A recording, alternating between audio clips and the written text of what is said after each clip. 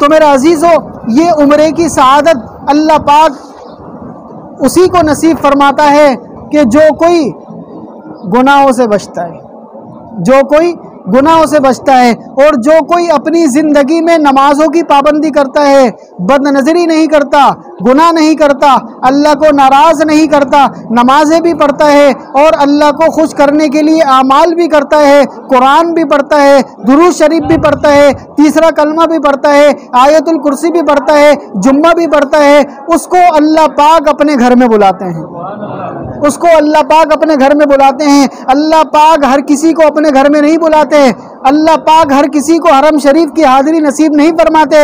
اس کا ایک قانون ہے، اس کا ایک طریقہ ہے کہ پہلے اپنے آپ کو پاک صاف کرو، پہلے اپنے دل و دماغ کو پاک صاف کرو، اس کے بعد اللہ کے گھر میں آ جاؤ۔ تو جو کوئی چاہتا ہے اللہ کا گھر دیکھنا، ہر کوئی چاہتا ہے، ہر کوئی مسلمان چاہتا ہے کہ میں اللہ کا گھر دیکھوں۔ یہ مسجد بھی اللہ کا گھر ہے، یہ مسجد بھی اللہ کا گھر ہے، لیکن یہاں پر بھی ہر کوئی نہیں آیا کرتا، اس مسجد میں بھی ہر کوئی نہیں آیا کرتا۔ اس مسجد سے باہر کتنے گھر ہیں، علاقے میں کتنے گھر ہیں، کتنے لوگ ہیں جو مسجد کے بالکل سامنے رہتے ہیں لیکن اس کے باوجود بھی نماز نہیں پڑھتے، اس کے باوجود بھی نماز نہیں پڑھتے۔ گویا کہ شیطان نے ان کا دل کالا کیا ہوا ہوتا ہے، ان کے دل و دماغ پر مہر لگی ہوئی ہوتی ہے، اذان سنتے ضرور ہیں لیکن پھر بھی مسجد میں نہیں آتے۔ تو اسی طرح جو سب سے بڑی مسجد ہے، جو سب سے بڑا اللہ کا گھر ہے دنیا کے اندر، وہ کیا ہے؟ بیت اللہ ہے۔ سب سے بڑا گھر کہاں ہے؟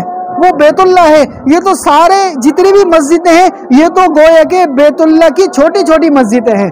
اصل گھر تو اللہ پاک کا وہاں ہے جس کے اوپر آسمان تک فرشتے ہیں، جس کی چھت سے لے کر آسمان تک فرشتے ہیں، جہاں پر کوئی پرندہ بھی نہیں جا سکتا۔ وہ فرشتے جو آسمان تک ہیں، پھر وہی فرشتے اوپر عرش تک جا رہے ہیں، عرش معلیٰ تک جا رہے ہیں۔ وہ گویا کہ ایک لکیر ہے جو حرم شریف کے اوپر آتی ہے۔ تو اللہ پاک ہم سب کو بیت اللہ کی حاضری نصیب فرمائے، عمرہ کرنے کی سعادت نصیب فرمائے۔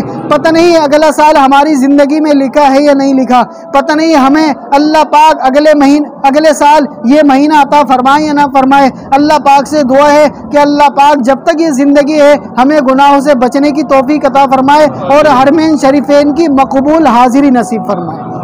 وآخر دعوانا ان الحمدللہ رب العالمین۔